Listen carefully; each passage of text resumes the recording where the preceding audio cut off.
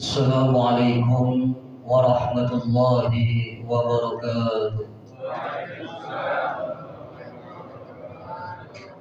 Ya Rabbi bil Mustafa balligh maqasidana waghfir lana ma madha ya wasi'al karami.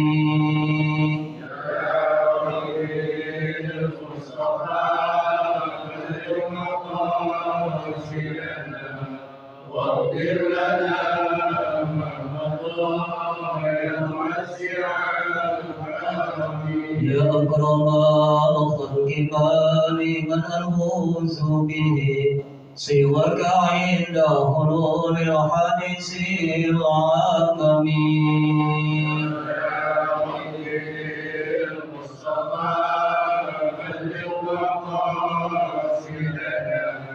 واغفر لنا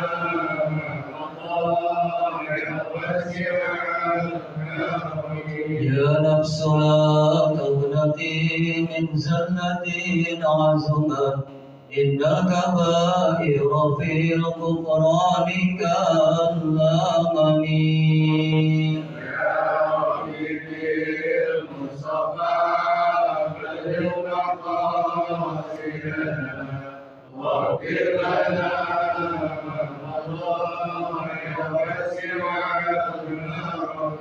لعل رحمة ربي حين يقسمها تأتي على حسب العصيان بالقسم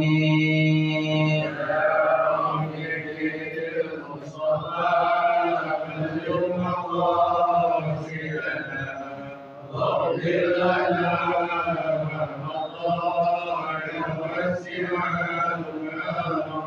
اللهم صل وسلم وبارك عليه. Alhamdulillah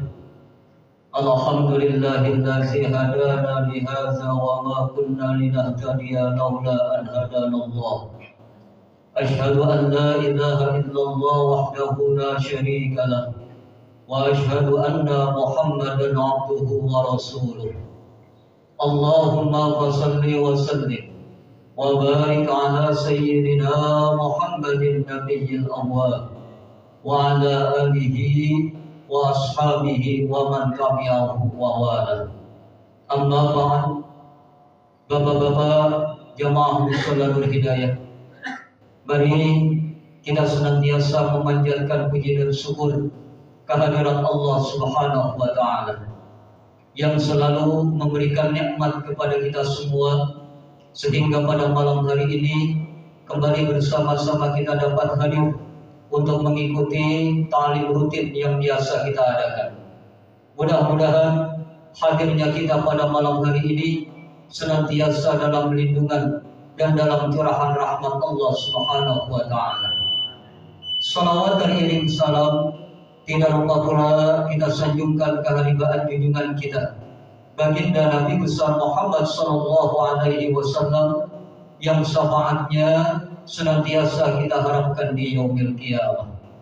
Bapak-bapak jamaah sekalian, sebagaimana biasa, mari saja ta'lim kita pada kesempatan malam hari ini kita buka dengan Ummul Quran suratul Fatihah. Dan selalu kita berharap kepada Allah Subhanahu wa taala, semoga dengan barokah Ummul Quran ini apa yang akan kita kaji dan kita pelajari di malam hari ini bermanfaat untuk kita semua di din wal dunya wal akhirah. Bismillahirrahmanirrahim. Al-Fatihah ala hadhihi niyyah wa ala kulli niyatin salihah wassalamah wal afiyah wal barakah wal ilman nafi'an wa ila hadratin nabiyil mustafa Muhammadin sallallahu alaihi wasallam wa khususan al-mu'allif hadzal kitab Asy-Syaikh Zainuddin Al-Malaybari wa khususan sahibul maqam al-walid wal maghfirlah wa li jami'il muslimin wal muslimat wal mu'minin wal mu'minat al-ahya'i minhum wal amwat wa li ashabihil kiramil Fatihah.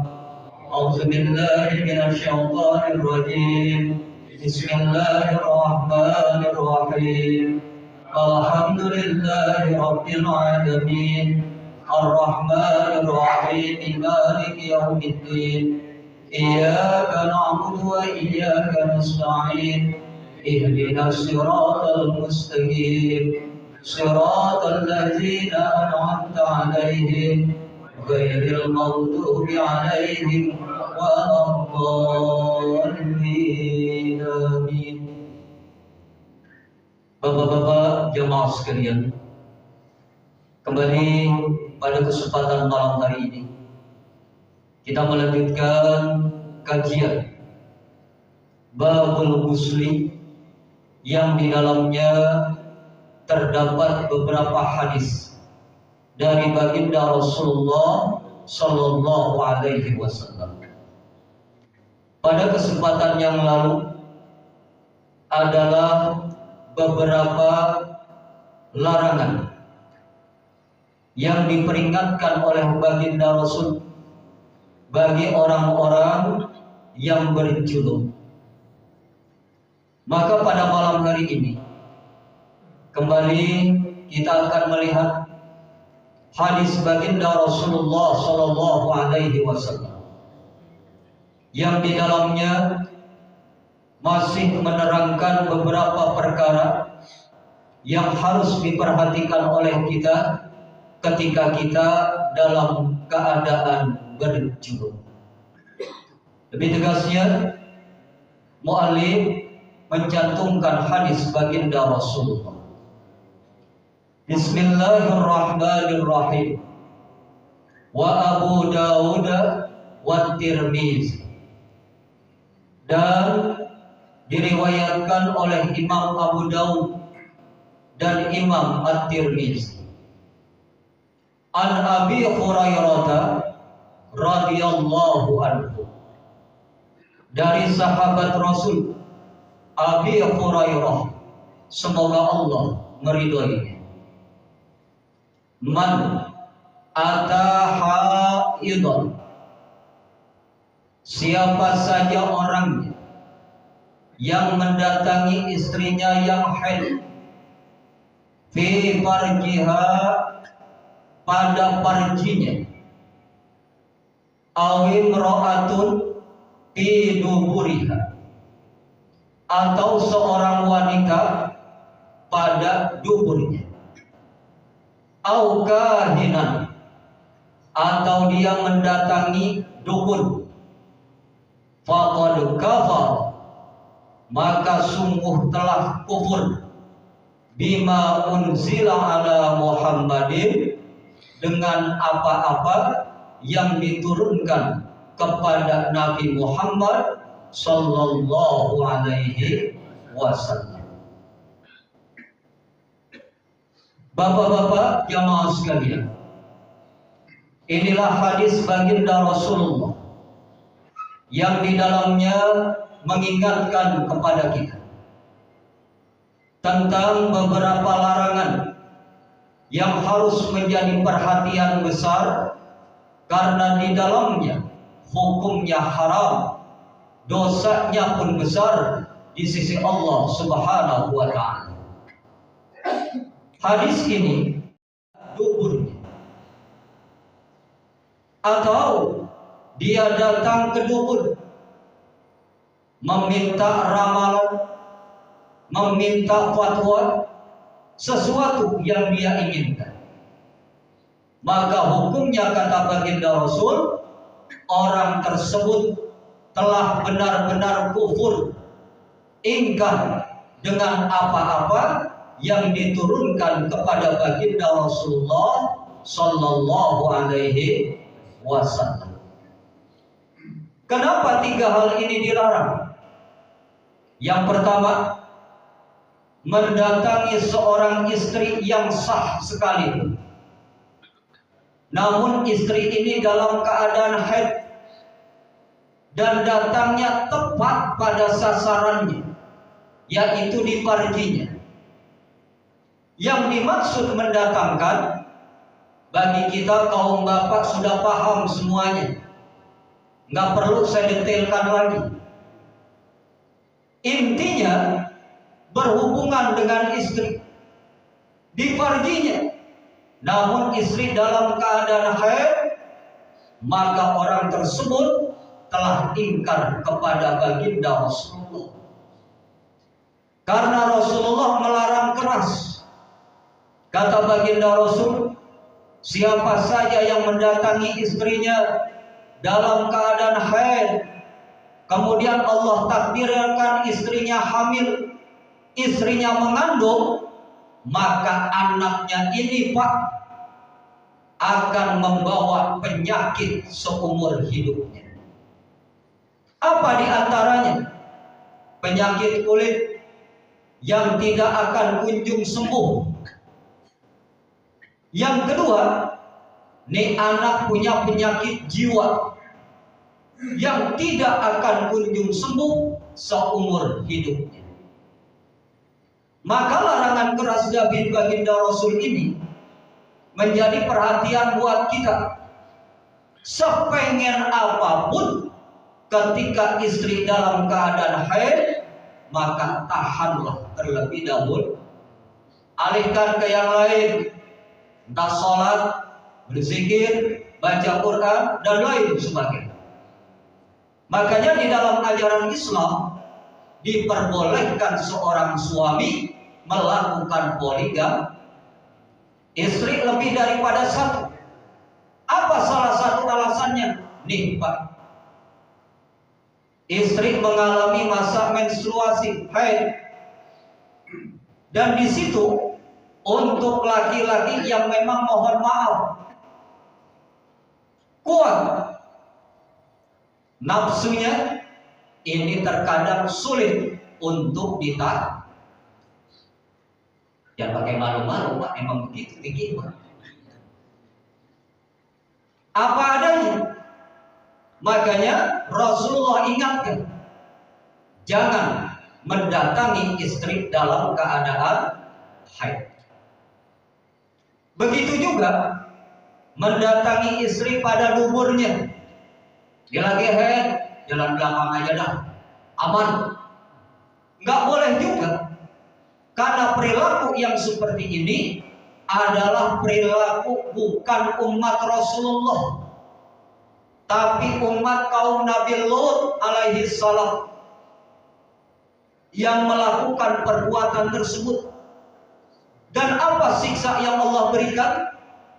Siksanya Pak, buminya dijungkir balikkan, yang atas ditaruh di bawah, yang bawah ditaruh di atas, hingga sampai sekarang buminya gersang, tidak dapat tumbuh satu tanaman pun.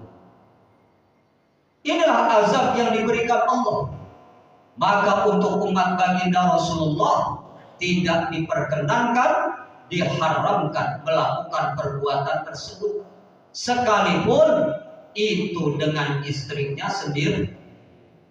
Bagaimana Ustaz kalau jalan belakang namun bukan duburnya? Boleh. Kenapa? Karena memang tempat. Allah bilang di dalam Al-Quran, nisa'ukum harsul lakum fa in anasitum harsakum. Istri-istrimu, kata Allah, harsul lakum adalah ladang bagimu. Fa in anasitum harsakum, maka sekehendak kamu saja nanamnya mau bagaimana. Mau miring, silakan. Mau depan, boleh. Mau belakang, gak ngapa-ngapa. Yang penting tempatnya. Paham Pak? Gak sama aja Bapak nih kalau lagi maju. Mau maju pojok sono jadi, bener? Tengah-tengah jadi, pinggiran jadi. Kan terserah kita. Ladang gitu. Jangan ladang orang. Bisa-bisa omelin. Benar Pak? Nah kemudian yang ketiga, kahinan, berani mendatangi dukun. Sekarang diganti dukun namanya orang pintar. Berarti kita orang goblok yang datang. Benar Pak? Lagi kita datangin kan orang pintar, Berarti yang datang ya orang goblok. Benar Pak? Begitu. Kalau dulu dibahasakan dukun, dukun juga ada yang boleh didatengin, ada yang kagak. Yang boleh didatengin 2 dukun. 1 dukun beranak, yang kedua dukun patah urat atau pelan. Boleh Pak. Kenapa? Ya orang minta diurut. Boleh 2 dukun ini. Dukun yang lain dia nggak boleh. Terlebih lagi nanya dukun, Pak dukun, gimana nasib saya ke depannya nih? Kira-kira hoki apa enggak? Dukun aja nggak tahu nasibnya ke depannya gimana Pak. Apalagi kita yang nanya. Kemudian kita percaya bakalnya begini begono. Kalaupun kemudian kejadian benar, kita sudah kufur dengan baginda Rasul, kufur kepada Allah. Kalaupun kemudian nggak benar, bonggan. Tahu bonggan Pak? Ini larangan yang diajarkan oleh baginda Rasulullah. Jangan sekali-kali mendatangi dukun. Ketika kau datang kepada dukun, maka imanmu sebagai taruhannya. Engkau percaya kepada dukun minimal 40 hari 40 malam, sholatmu tidak diterima. Ayo yang rajin ke dukun, kira-kira sholatnya gimana? 40 hari 40 malam, sholatnya gak bakal diterima. Kalau dia mati belum 40 hari, matinya su'ul khotimah. Nauzubillah. Maka jauhin Pak. Apalagi zaman sekarang udah modern, canggihan Mbah Google daripada Mbah Dukun. Percaya Pak? Wah, Mbah Google sekali klik apa mau dia tahu? Benar. Mbah Dukun udah masak menyan sekilo 2 kilo, tetap aja kagak. Nah ini yang harus kita perhatikan. Nah disinilah peringatan baginda Rasulullah kepada kita. Lalu apa hubungannya dengan junub?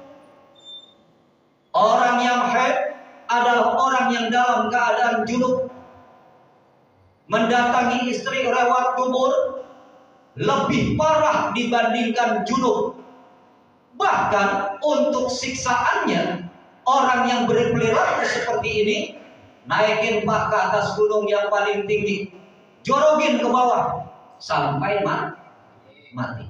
Emang itu hukuman? Sebagaimana hukuman yang diberikan Allah kepada kaum Nabi Lut alaihis. Karena belum pernah ada satu umat sebelum kaum Nabi Lut berani melakukan perbuatan demikian. Lalu bagaimana dengan umat Rasulullah? Ikutin. Sekarang udah ada Pak, namanya satu kelompok pelani. Benderanya warna-warni, merah, kuning, hijau. Mau gabung Pak? Begitu juga perdukunan sama. Yang jadi dukun, yang datang ke dukun sama. Jauh lebih besar dosanya dibandingkan orang yang berjunub. Karena apa? Karena dia ingkar dengan apa-apa yang diturunkan Allah kepada baginda Rasulullah Shallallahu Alaihi Wasallam. Apa itu? Al-Quran. Kemudian wasyaikhani, dan disampaikan oleh 2 ayat pula, maka beliau berkeinginan untuk makan, awiyanamu atau tidur, tawar doa, maka beliau berwudu, wudu alis sholati, sebagaimana wudu untuk sholat. Ini perhatian juga buat kita Pak.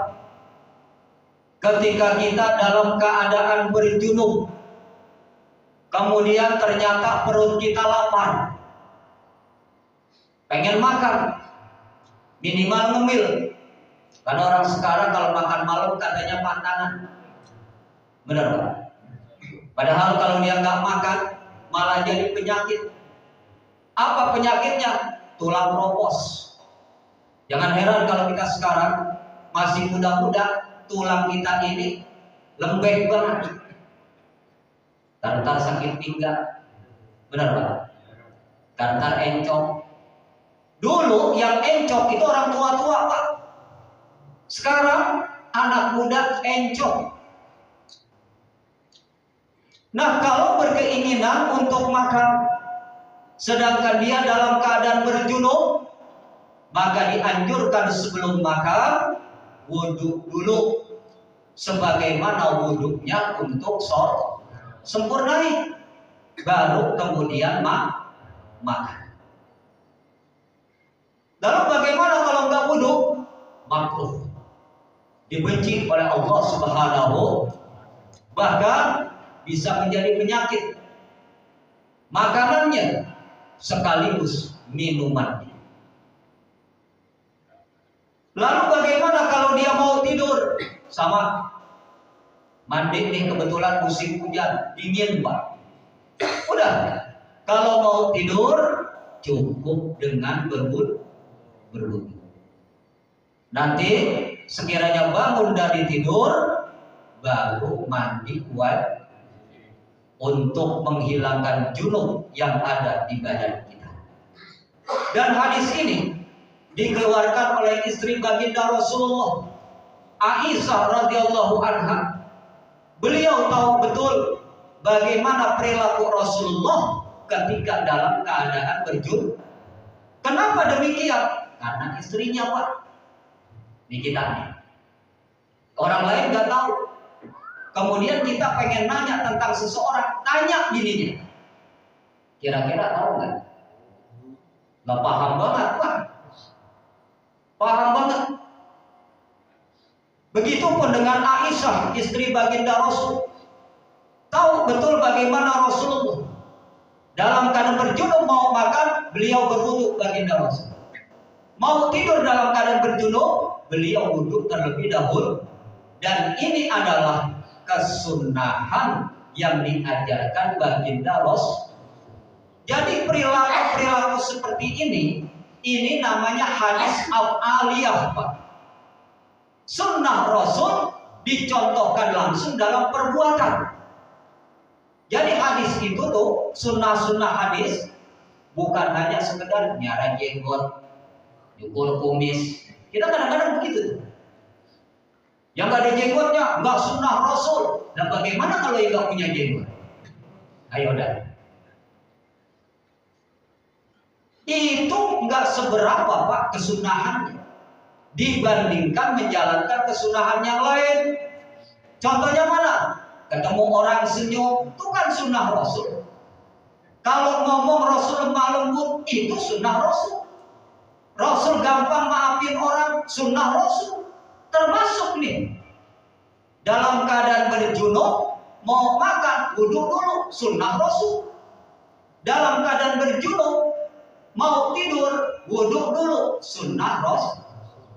Kita mah sunnah Rasul kan poligami doang yang diamalin. Benar Pak? Nah inilah yang dikatakan oleh baginda Rasulullah Sallallahu Alaihi Wasallam. Kemudian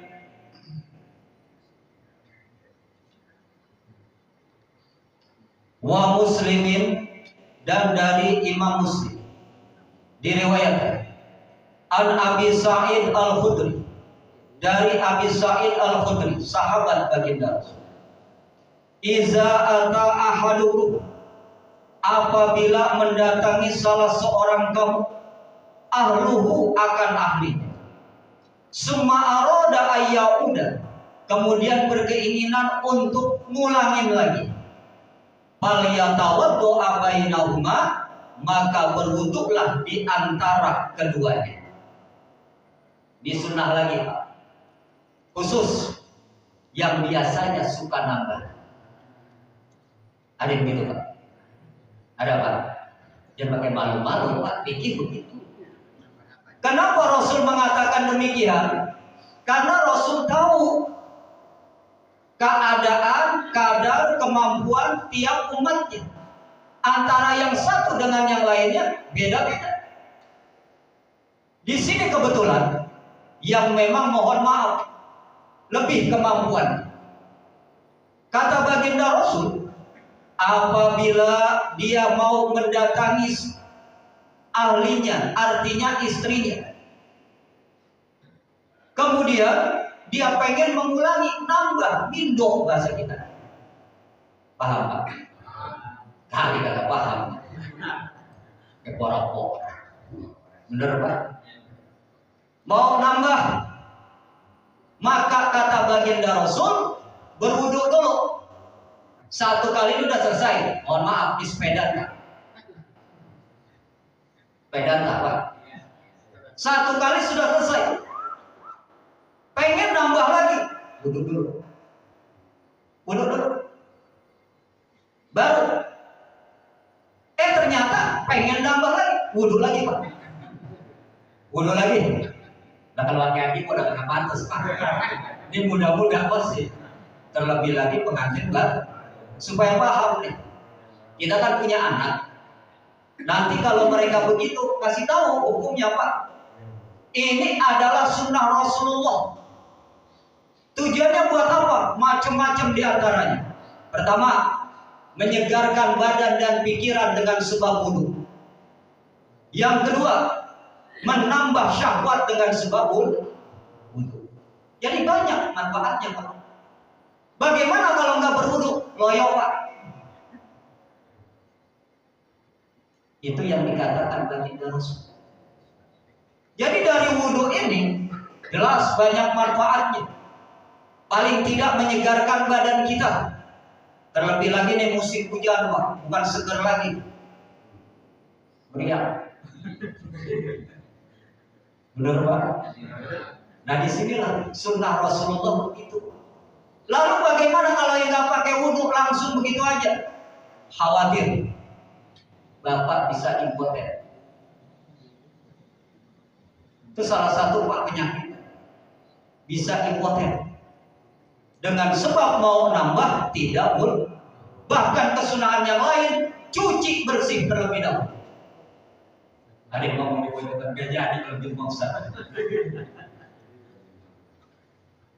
Ini Pak, sunnah Rasulullah begitu. Supaya apa? Umatnya terjaga walaupun dalam keadaan junub. Dijaga dan dianjurkan demikian. Agar kita betul-betul memperhatikan walaupun kita dalam keadaan berjunub. Kemudian Wal-Bazari dan diriwayatkan oleh Imam Bazari an Ibnu Abbas dari Imam Ibnu Abbas radhiyallahu anhu. Innallaha sesungguhnya Allah yanhakum anit taqwa. Sesungguhnya Allah melarang kamu sekalian dari telanjang. Fastahyu, maka malulah kalian min malaikatillahi, dari para malaikat Allah, allazina la yuqariqunakum, yang mereka tiada berpisah dari kamu sekalian, inda salasi halatin, kecuali dalam 3 keadaan. Yang pertama, al-ghaiti, ketika buang air besar. Yang kedua, wal janabati, ketika berjunub. Yang ketiga, wal ghusli, ketika mandi. Hadis padahal apa? Puncak segala kesalahan adalah kalau kita masih punya rasa malu. Rasa malu hilang, udah Pak, salah mulu hidup kita. Dan disinilah pentingnya kita malu kepada Allah. Kita praktekkan ketika kita mandi. Minimal ada penghalang, ada dinding. Dan ingat, ada pula makhluk Allah yang lihat kita, yaitu bangsa jin Pak. Bangsa jin memperhatikan ketika kita mandi. Emang bangsa jin resep sama kita? Resep Pak. Yang dikira enggak. Makanya disunahkan kata baginda Rasul, ketika kamu mau mandi nih, tutup auratmu paling tidak. Kemudian baca sebelum mandi doa minimal Bismillah. Udah segitu. Yang panjangan dikit, Bismillahillazi la ilaha illahu.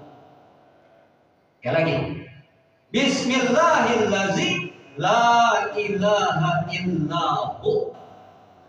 Hafal Pak? Apa lagi di sini? Entar ada di mana?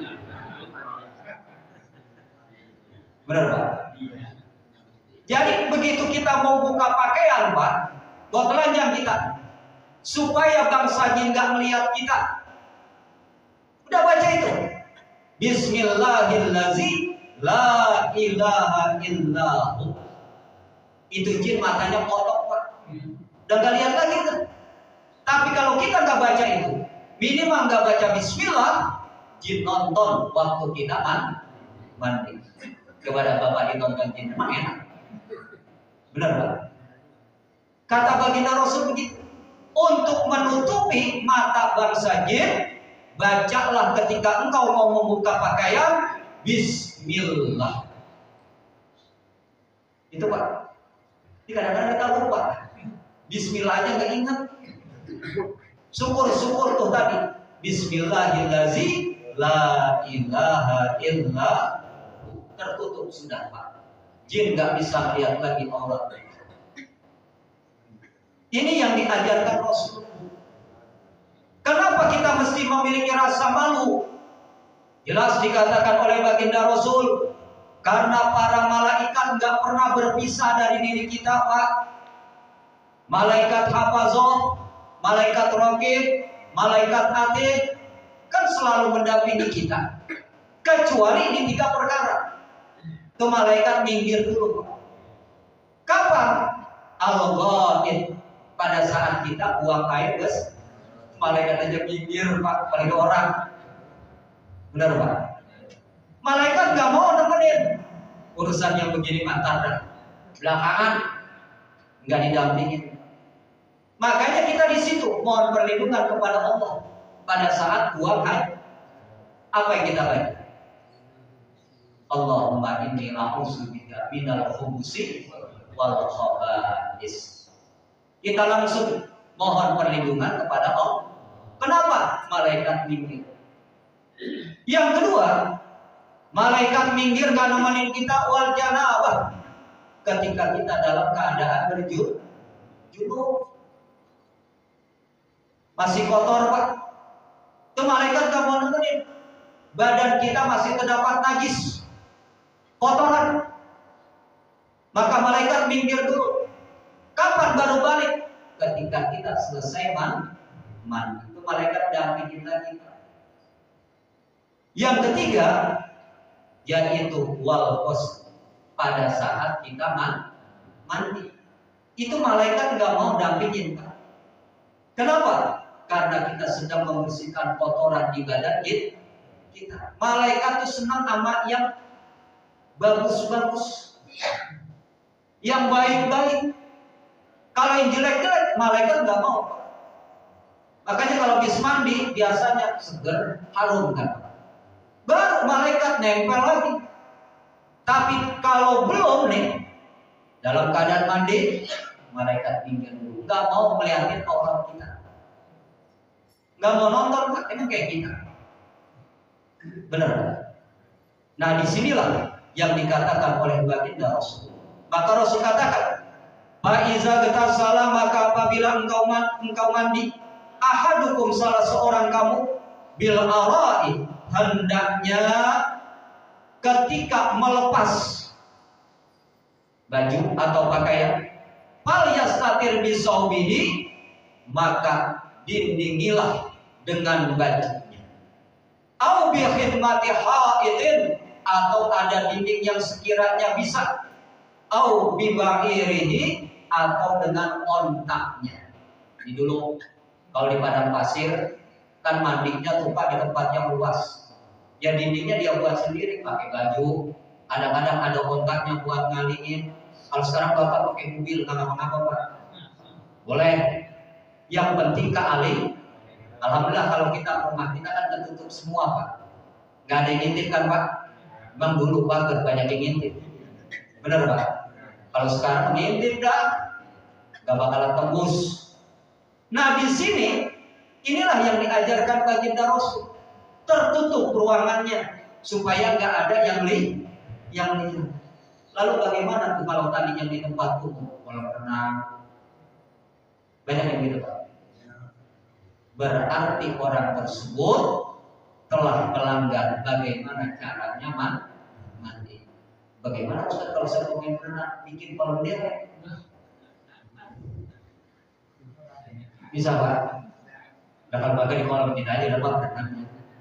Nah disinilah Rasulullah mengingatkan kepada kita agar menjadi perhatian buat kita tentang betapa mandi ini aturannya ditetapkan di dalam ajaran Islam. Enggak sembarangan punya aturan-aturan agar umat Islam ini terjaga kehormatannya. Perilakunya berbeda dengan umat-umat lain. Kalau umat lain cara mandinya bagaimana itu urusan mereka. Tapi umat Islam punya aturan cara mandi sendiri. Dan disinilah bedanya Pak, umat Islam dengan umat-umat lainnya. Sampai urusan mandi saja diatur sedemikian rupa. Pertanyaannya, agama mana yang punya aturan sampai detail begini Pak? Tanya dah orang Yahudi, nggak ada aturan begini Pak. Orang Nasrani nggak ada. Orang Majusi, Hindu, Buddha nggak ada. Kecuali dalam ajaran Islam. Tujuannya apa? Menghormati dan memuliakan umat Islam. Nah mudah-mudahan Pak, dengan aturan yang seperti ini sebetulnya bukan repotin kita atau bukan buat susah kita, tetapi tujuannya untuk mengangkat kemuliaan kita umat Islam. Karena manusia ini makhluk yang mulia Pak.